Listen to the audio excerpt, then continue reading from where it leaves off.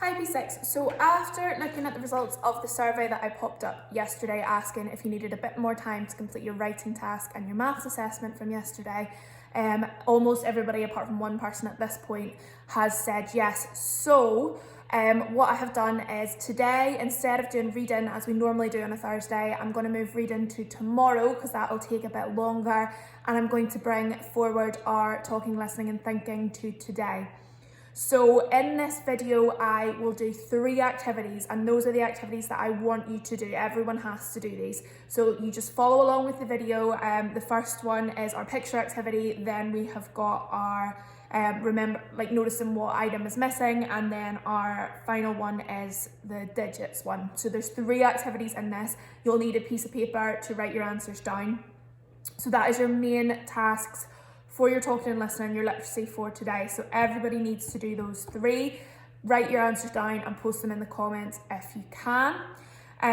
If you got all of your writing done yesterday and you need another literacy task to do, I have got a little bit of a dictation exercise. So I will explain what that is at the end of the video. But if you still need time to do your writing, just do the first 3 tasks in the video and then you can go off of it and keep going with your writing, and that way you'll get some more time today to get that finished. So hopefully that helps alleviate or reduce any stress about getting that writing done, because all you need to do is the activities in the video and there's no follow-up if you're finished. If you are finished, there is follow-up there for you, and I'll talk through that at the end of the video.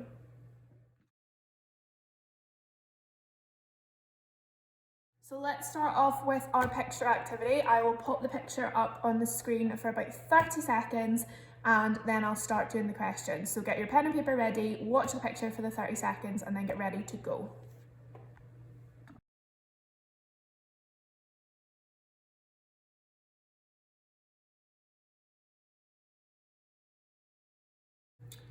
So your first question today is, how many people were in the picture? So how many people were in the picture? Write that one down. Number 2, did the mother have fair, so like light or blonde coloured, or dark hair? Did the mother have fair or dark hair? Question number 3, what was underneath the table? What was underneath the table? Number 4, name the item that the mother was holding in her hand. Name the item the mother was holding in her hand.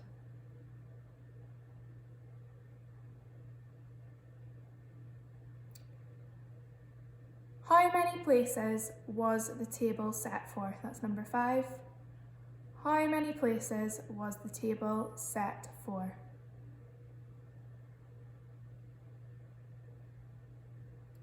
And number 6, was there a tablecloth on the table?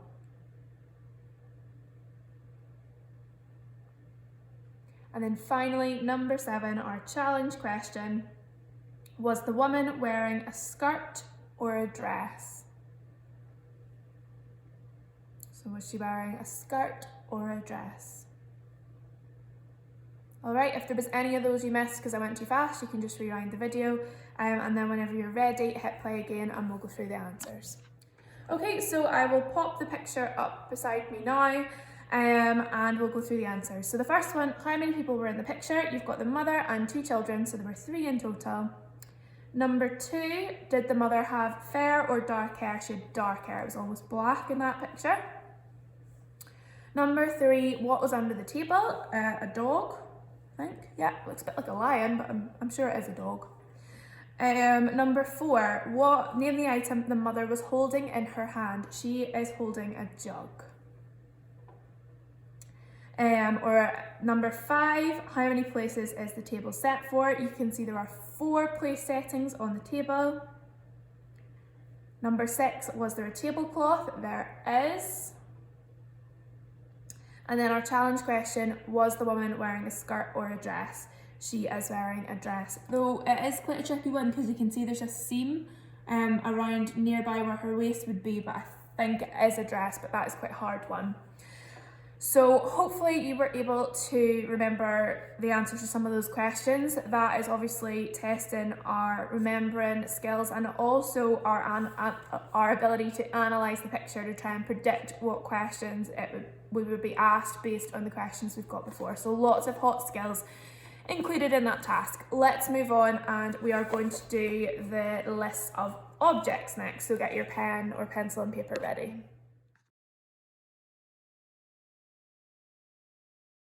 Okay, so our next talking, thinking, listening task is going to be when we remember the objects. Now we are going to do, rather than 4 items in a set, there will be 5 items in each set. So the first time I read it, there will be 5 things, and the second time that I read it, I will take one of those out, and you have to try and write down which one is missing. We will do a total of 8 questions for this. I will try and keep it slow, so you shouldn't really be pausing and replaying with this, because this is a listening activity. So if you listen to it more than once, that's not really testing your ability to listen, process and remember the information. Number 1, your first set is hand, finger, thumb, ring, bangle. And again, finger, bangle, ring, hand. Number 2, paint, brush, canvas, oil, artist.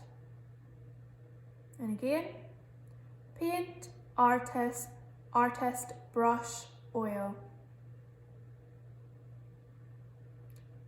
Number 3, smile, laugh, think, cry, talk. Talk, think, laugh, cry.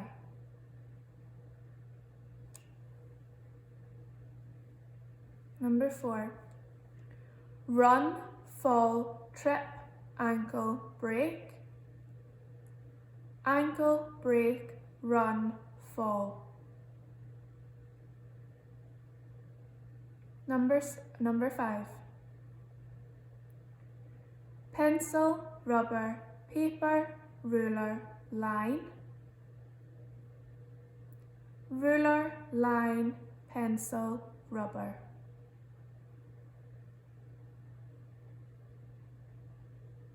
Number 6, song, piano, play, note, read.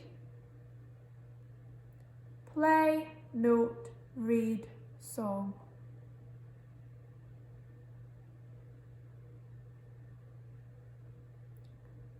Number 7, cake, lumpy, sweet, sugar, plums. Lumpy, sugar, sweet, plums.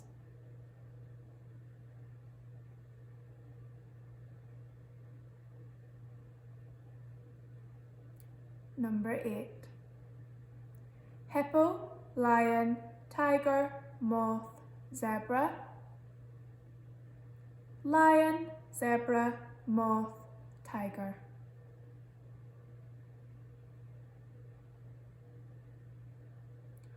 Okay, you should have got 8 items written down there, so let's go through your answers. Answer to number 1, the missing thing was thumb. Number 2, canvas. Number 3, smile. Number 4, trip. Number 5, paper. Number 6, piano. Number 7, cake.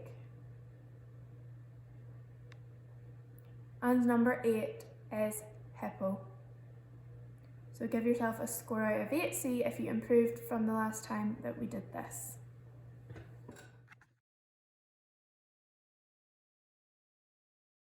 So our final activity in the video today is going to be our digits, where I read out the digits and you write them down backwards.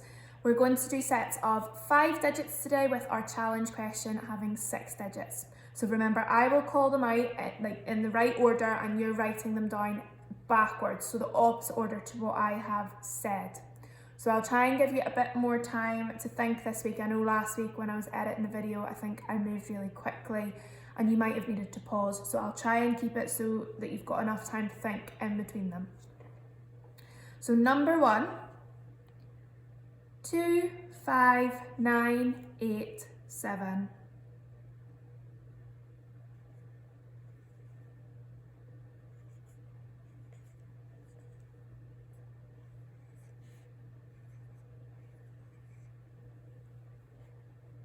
Number 2,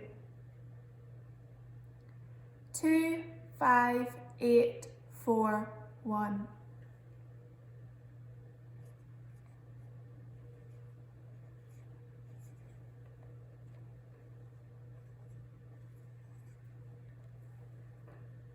Number 3, 3, 6, 5, 8, 9.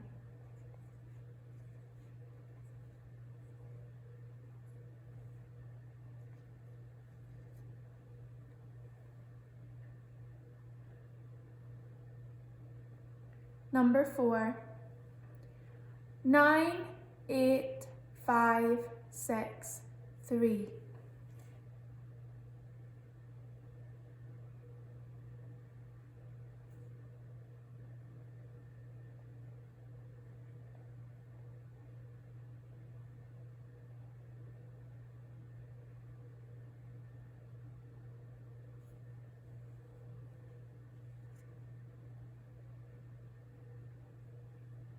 Number 5, 7, 8, 5, 4, 1.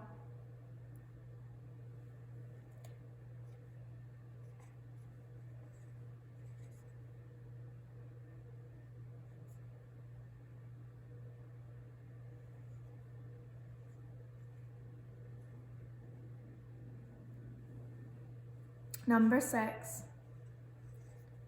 2, 5, 8, 9, 6.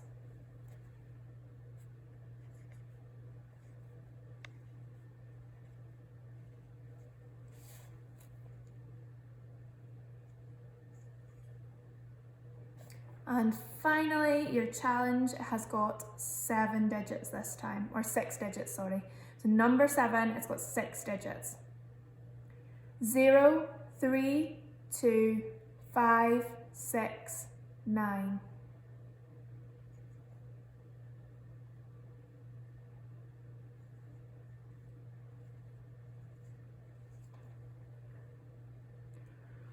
Okie doke, I will pop your answers up on the screen in a minute, but you will notice that one of those numbers, well, 2 of them were linked. The answer to one of them was the next number, so it was something that was quite confusing in there, so definitely made me think when I was doing it. So hopefully that made your brain work a little bit harder, but I'll pop the answers up on the screen now so you can pause and mark, see how you go on.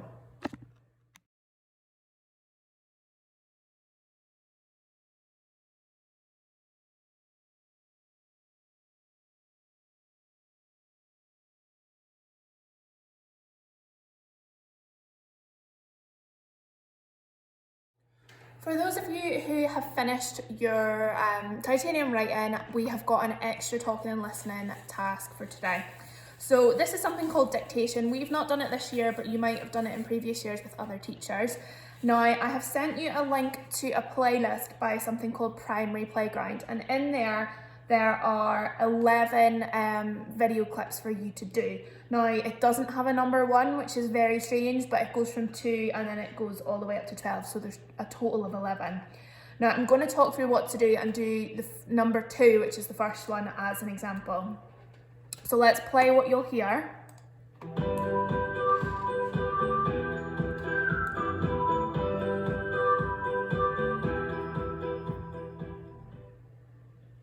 Dictation sentence 2. My cousins, David and Robert, live in a large industrial city in Canada. Sentence 2. My cousins, David and Robert, live in a large industrial city in Canada. Okay, so at that point you would pause the video, and what you're going to do is write down the sentence that the lady read out. So the way I do this is I say it again in my head. My cousins David and Robert live in a large industrial city in Canada. So I'll write that down.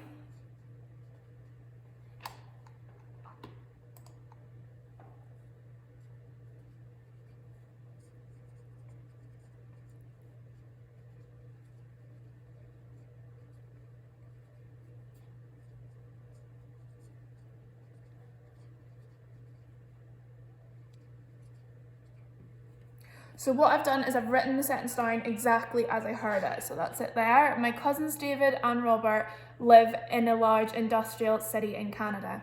Now, the reason we're looking at dictation is because it focuses on making sure that the grammar and punctuation in our sentence is perfect.